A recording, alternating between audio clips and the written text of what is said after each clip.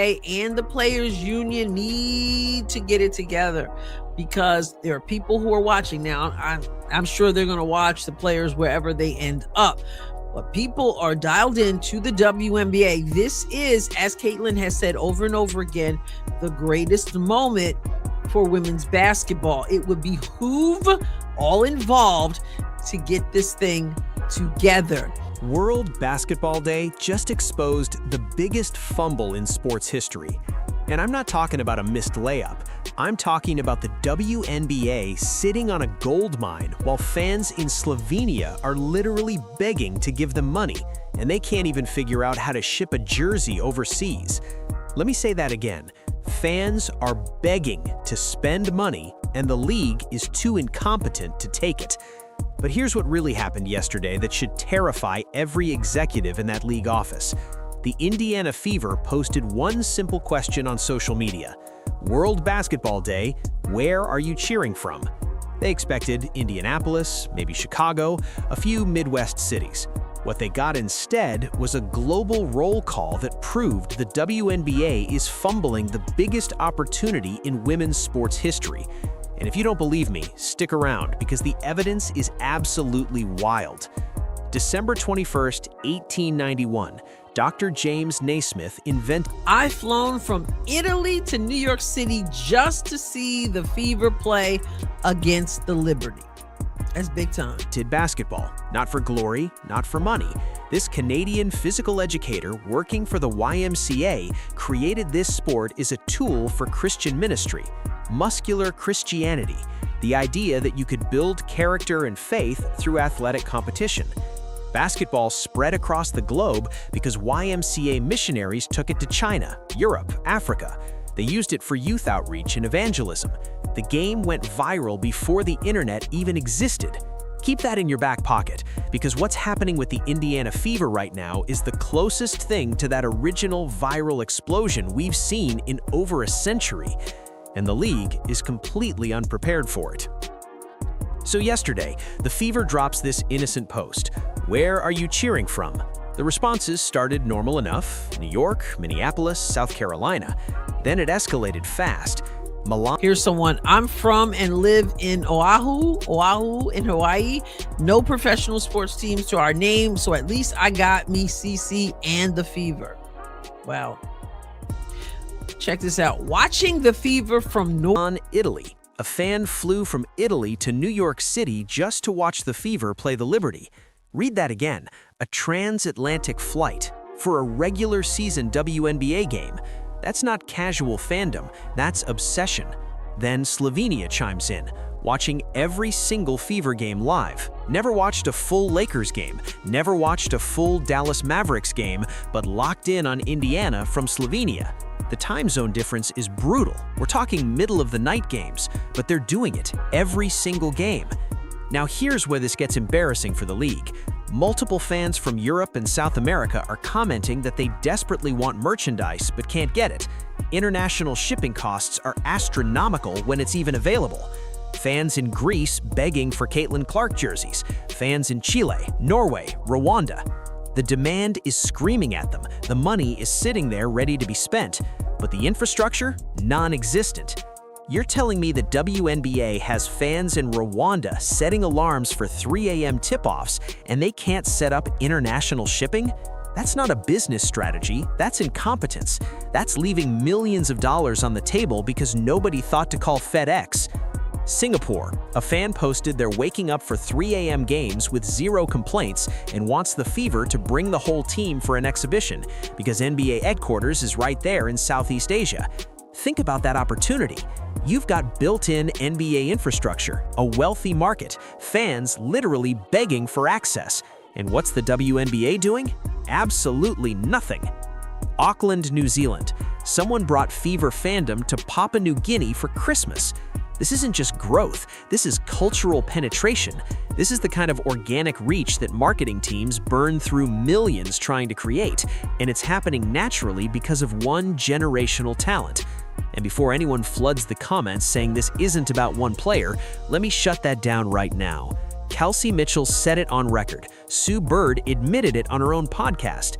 Even the haters can't deny it anymore. Caitlin Clark brought an unprecedented wave of fans to the WNBA, and the Indiana Fever became ground zero for a global phenomenon. That's not opinion, that's documented fact. The Connecticut Sun story is absolutely savage. A fan went to a Fever versus Sun game in Connecticut, Sun's home court, and there were more Indiana jerseys in the stands than Connecticut jerseys. In Connecticut.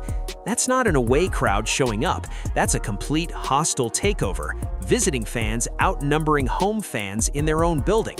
If that doesn't scream market shift, nothing will. Oahu, Hawaii. A fan said they have no professional sports teams locally, so at least they've got Caitlin and the Fever. That's filling a void. That's becoming someone's primary sports identity. That's the kind of loyalty every league dreams about. Washington, Illinois. A mom wrote that Caitlin brought her to college basketball. She followed to the WNBA, and now she adores the entire Fever roster. That's the pipeline. College sensation to professional team loyalty to league-wide engagement. That's the blueprint every commissioner wants, and it's happening in real time. Let's talk about the diversity of this fan base, because it completely destroys the narrative that women's basketball only appeals to one demographic. Fans posting from Germany, France, UK, Canada, Nigeria, South Africa, Argentina, Chile, different continents, different cultures, different time zones, all united by one team. The photos show young kids in Fever gear, elderly fans holding up jerseys, families traveling together to away games, even a dog wearing a Caitlin Clark number 22 shirt. Multi-generational, international, rapidly exploding. One fan in Chicago, deep in Sky territory, said friendships have been strained, but they're maintaining their high fever. That's the sports passion that drives rivalries, merchandise sales, and long-term engagement. Another fan rolled through Canadian customs wearing a Clark shirt, and the customs agent was also a fan. Let me repeat that. The customs security agent recognized the jersey. When customs officials know your player, you've transcended sports. You've become a cultural movement. Now here's where it gets real. Sue Bird herself said that in years to come, colleges will probably study this moment as a case study. Students will analyze how Caitlin Clark blew up the WNBA literally overnight. And she's absolutely right. This isn't normal growth. This isn't a steady climb over 5 years. This is a volcanic eruption of interest that caught everyone off guard, including the league itself. Attendance numbers exploded, viewership ratings shattered records, merchandise sales went through the roof, social media engagements skyrocketed. Every single metric went nuclear in one season. That doesn't happen, except it just did. And this is why the current WNBA situation is so insanely frustrating. You have this once-in-a-lifetime momentum, fans watching from Rwanda, from Papua New Guinea, from countries where basketball isn't even a top 3 sport. They're setting alarms for 3 a.m. games. They're spending thousands on international flights. They're begging to give you money for jerseys. And what's happening behind the scenes? A labor dispute that could destroy everything. The WNBA and the Players Union are locked in negotiations that could derail the entire 2025 season.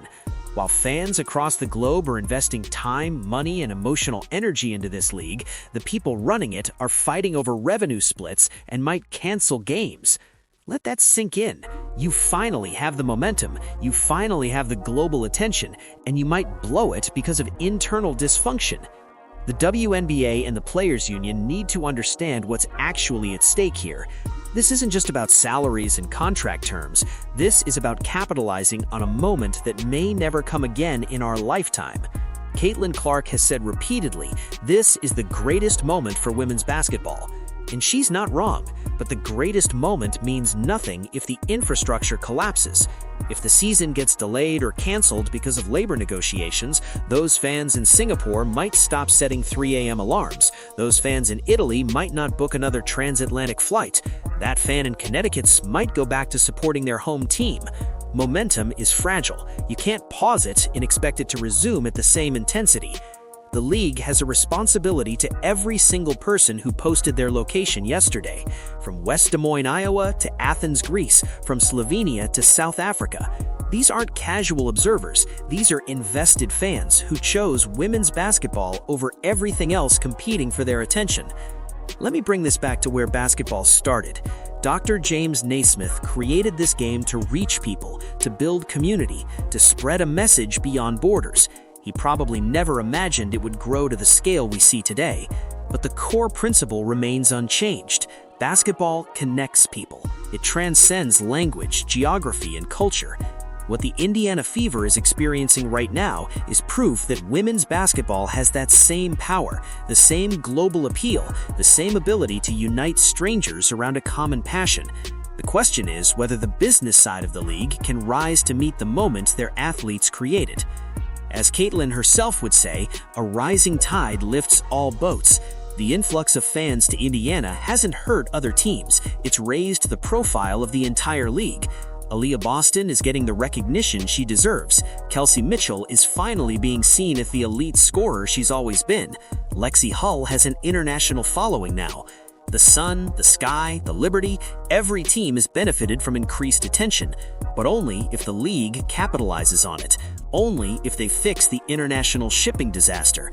Only if they schedule exhibition games in Singapore and Europe. Only if they expand access and make it easier for these global fans to stay engaged. Think about what we just witnessed. A simple social media post asking where fans are cheering from turned into a global roll call. Hundreds of responses, dozens of countries, fans sharing photos, telling stories, expressing frustration about merchandise, and pledging loyalty despite every obstacle. That's not manufactured hype. That's real, organic fandom. That's the foundation every